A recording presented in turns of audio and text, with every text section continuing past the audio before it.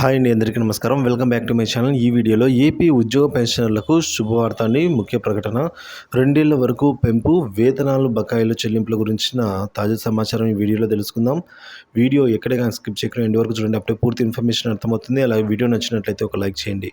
ఇక విషయానికి వచ్చినట్లయితే 62 ఏళ్ళు పూర్తి అయ్యే వరకు సర్వీసుల్లో కొనసాగవచ్చు అని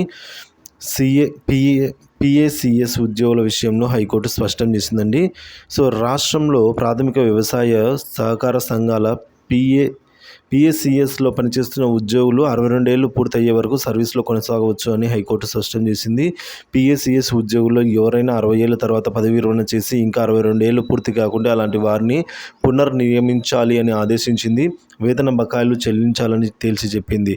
అలాగే ఈ ఉత్తర్వులు 60 ఏళ్ళు పూర్తి కావడానికి ముందు వ్యాజ్యాలు దాఖలు చేసిన వారు ఎవరైతే పిటిషన్ వేసి ఉంటారో వారికి మాత్రమే, పిటిషన్లకు మాత్రమే వర్తింపజేస్తుందని స్పష్టం చేసింది. హైకోర్టు న్యాయమూర్తి జస్టిస్ గన్నమనేని రామకృష్ణ ప్రసాద్ ఇటీవల ఈ మేరకు తీర్పు అయితే ఇవ్వడం జరిగిందండి.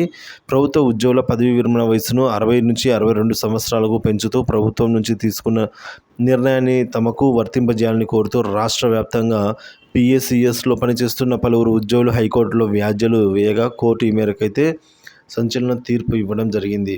సో ఇక కస్తూర్బాగి గాంధీ బాలికా విశ్వవిద్యాలయం అంటే కేజీబీవి ఉపాధ్యాయునులు భవిత కేంద్రాల్లోని ప్రత్యేక ఉపాధ్యాయులు ఈ విధంగా ప్రమాదంలో పడ్డారు. ఎందుకంటే వీరి పనితీరు మదింపు చేసే ఒప్పందాన్ని పొడిగించేందుకు సమగ్ర శిక్ష అభియాన్ ఎస్ఎస్సి చర్యలు చేపట్టింది.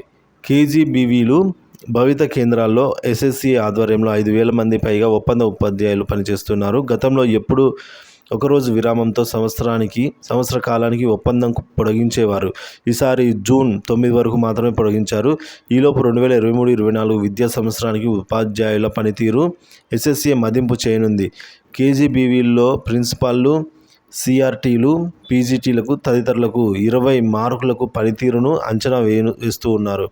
సో దీనిపై ఉపాధ్యాయుల్లో తీవ్ర ఆందోళన వ్యక్తమవుతోందండి.